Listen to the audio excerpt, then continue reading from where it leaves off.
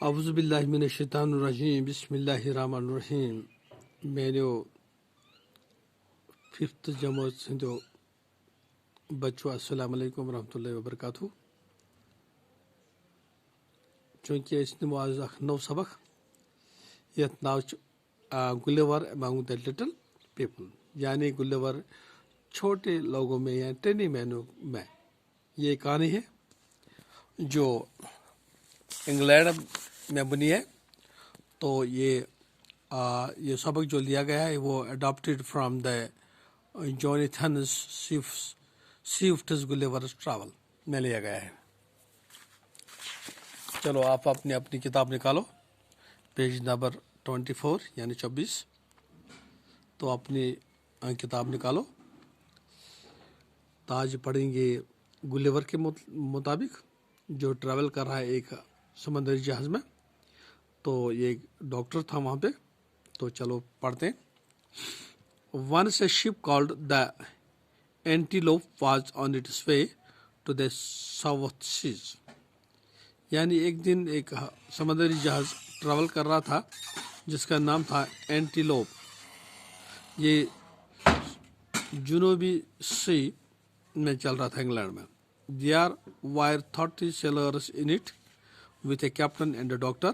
The ship was sailing near a rock.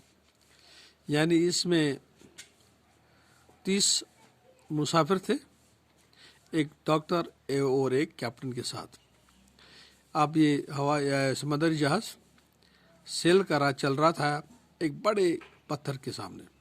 All of a sudden اچانک there was a storm with a rain and a thunder. اچانک موسم خراب ہو گیا, بارش برسنے لگی اور اولے پڑنے لگے. The sea roared, the wind blew and the waves rose high. یعنی اب سمندر میں لہریں اٹھنے لگی. The ship struck the rock and broke in two. یعنی اب یہ سمندری جہاز اس پتھر کے ساتھ ٹکرا گیا, 2 حصوں میں تقسیم گیا. The sailors jumped into the sea. جو اس میں جو سواری تھی انہوں نے چھلانگ لگائی سمندر میں. Only one man reached the shore and saved himself. He was the ship's doctor Lemuel Gulliver.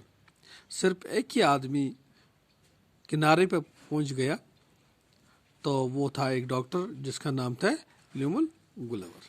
گلیور found himself all alone on an island. یہ اپنے آپ کو اس نے صرف اکیلا پایا آئس لینڈ میں. He left the seashores and walked for some time across open field. اب اس جو کنارہ تھا سمندر کا وہاں سے چلا گیا تو ایک دور جگہ پر ایک اوپن فیلڈ میں گراس میں پہنچ گیا. Then he lay down on the soft grass.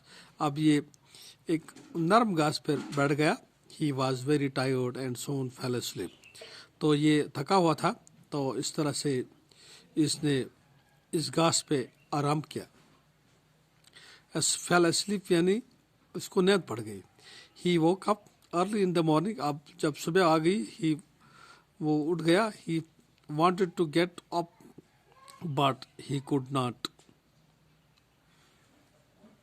move legs. They were tied with the ground with strings. یعنی اس کے جو ہاتھ پاؤں ہیں وہ باندھ دیے گئے تھے. تو آج اتنا ہی پڑھیں گے, کل اس سے آگے اور پڑھیں گے. جب تک لے خدا حافظ. السلام علیکم ورحمۃ اللہ وبرکاتہ.